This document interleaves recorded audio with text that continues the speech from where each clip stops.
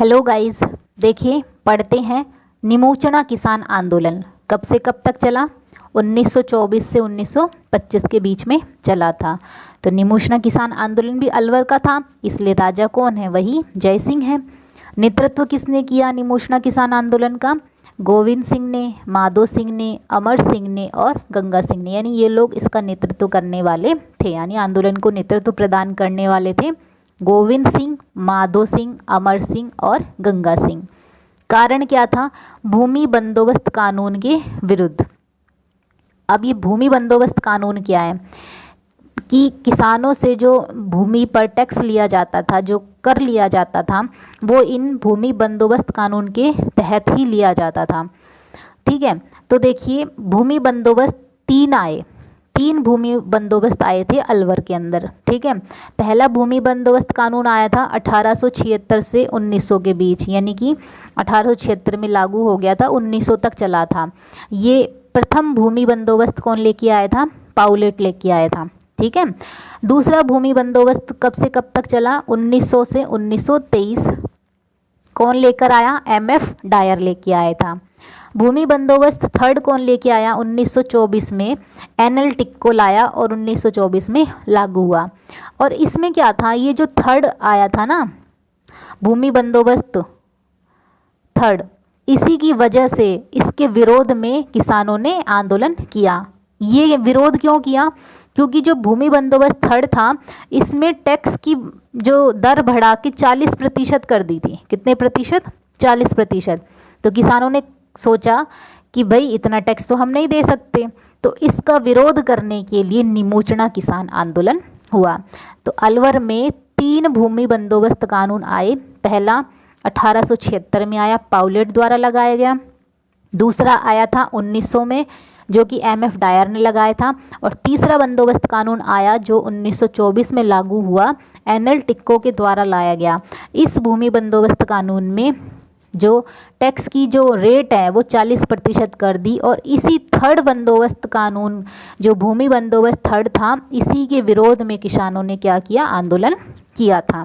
ठीक है, तो कारण हो गया कि भूमि बंदोबस्त तृतीय का विरोध करने के लिए।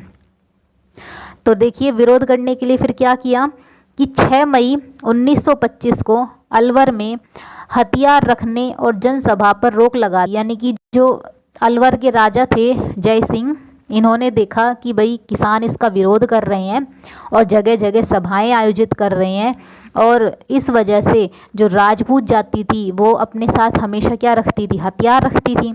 तो इस वजह से अलवर का जो राजा था जय सिंह, इसने कानून पारित कर दिया और क्या करा कि हथियार कोई नहीं रखेगा और जनसभाएं आयोजित नहीं करी जाएंगी, यानी कहीं पर भी सभाएं आयोजित नहीं होंगी। ये कब लेके आया? ये बात कब करी? 6 मई को। इसके बाद देखिए 7 मई 1925 को जय सिंह ने किसानों से वार्ता हेतु, यानी किसानों से बातचीत करने के लिए क्या किया?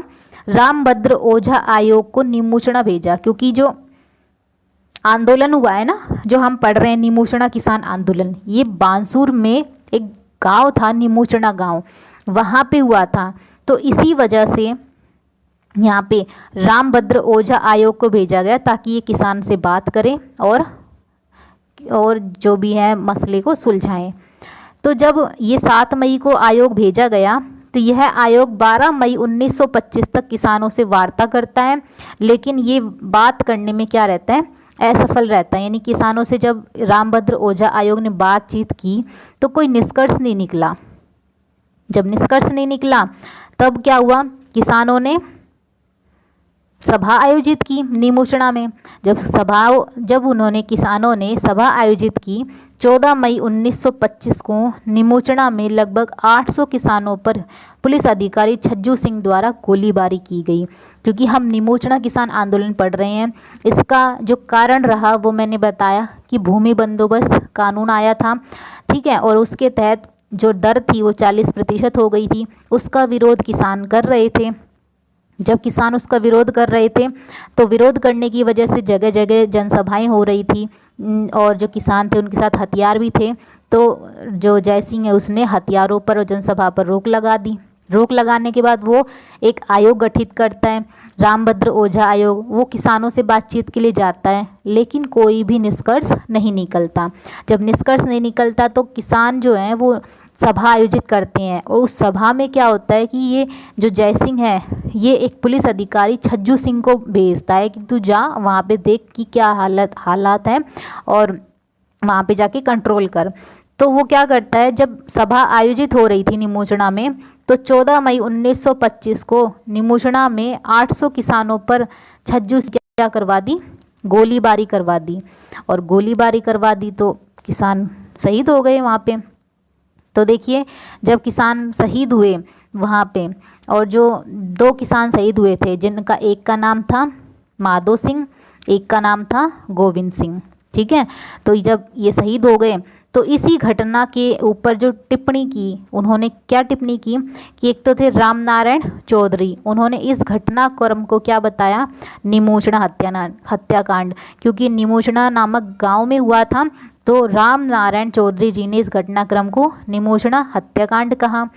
जैसे ही गांधी जी को पता चला तो गांधी जी ने क्या कहा, अपने यंग इंडिया समाचार पत्र में दोहरी डायरसाई कही इसको, निमोचना जो हत्याकांड हुआ है इसको दोहरी डायरसाई यानी कि डबल डायरिज्म डिस्टिल्ड का संज्ञा दी इसको।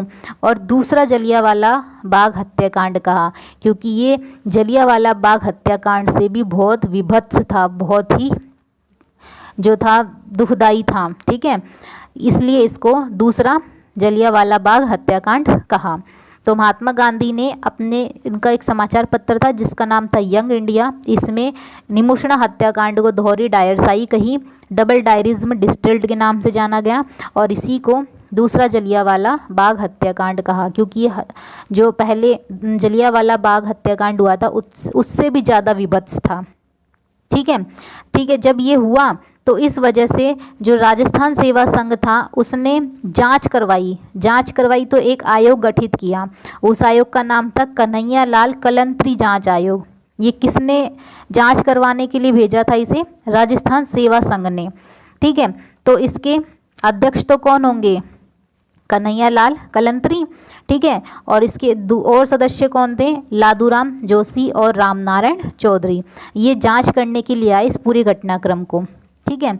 इसके बाद जब राजस्थान सेवा संघ जांच करवा रही थी तो केंद्र सरकार ने भी अपना जांच आयोग भेजा कि हम भी अपना जांच आयोग करवाएंगे, ठीक है। तो इन्होंने जांच आयोग किसको भेजा, माणिक्यलाल कोठारी जांच आयोग भेजा, और इसने कहा कुल मृतक और शहीद की संख्या कितनी बताई, 95, और घायल की संख्या कितनी बताई, 250 यानी 250।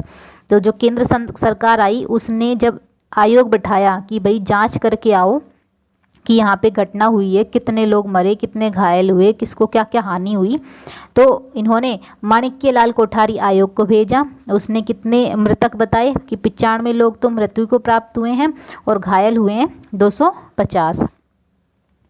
तो देखिए, अलवर शासक जयसिंह ने इस घटनाक्रम की जांच हेतु छज्जू सिंह आयोग भेजा। सब अपना अपना आयोग भेज रहे हैं, राजस्थान सेवा संघ अपना आयोग भेज रही है ना, मेवाड़ ये जो सरकार है निमोचना की, अलवर की जो सरकार है ये अपना आयोग भेज रही है, ठीक है। इसके बाद अलवर के शासक अलग भेज रहे हैं, ठीक है। इन्होंने अपनी घटनाक्रम की जांच हेतु छज्जू सिंह आयोग को भेजा, क्योंकि छज्जू सिंह को ही इन्होंने जब सभा आयोजित हो रही थी उस समय जांच के लिए भेजा था कि भाई चेक करके आओ वहाँ क्या हो रहा है क्या नहीं, कंट्रोल करके आओ, और उन्हीं को ही क्या बना दिया, जांच आयोग के लिए भेज दिया। तो जो खुद घटना में लिप्त है वो अपनी कोई गलती बताएगा नहीं। तो इनके सदस्य कौन थे, छज्जू सिंह थे, जयसिंह ने जिसको भेजा था उसमें एक तो छज्जू सिंह थे, सुल्तान सिंह थे जो कि जज थे, और लालाराम चरण थे। ये तीनों आए थे इस घटना की जांच करने के लिए। आगे देखिए, निमोचना हत्याकांड की खबर क्षत्रिय महासभा द्वारा प्रकाशित समाचार पत्र पुकार में छापी गई कि क्षत्रिय महासभा थी यानी अखिल भारतीय देसी रियासत थी जिसको हम क्षत्रिय महासभा भी कहते हैं। इसने अपना एक समाचार पत्र प्रकाशित किया जिसको कहते हैं पुकार, और उसमें इस खबर को छपवाया। कौन सी खबर को, निमोचना हत्याकांड को, ठीक है। निमोचना, ये क्वेश्चन है कि निमोचना किसान आंदोलन की समस्या को कौन सी पुस्तक के माध्यम से उठाया गया, तो हमने अभी देखा क्षत्रिय महासभा द्वारा प्रकाशित थी पुकार, ठीक है, इस पुस्तक में उठाया गया। और राजस्थान का जनरल डायर था कौन? छज्जू सिंह, क्योंकि छज्जू सिंह ने ही यहाँ पे गोलीबारी करवाई थी। ये क्या था? निमोचना किसान आंदोलन।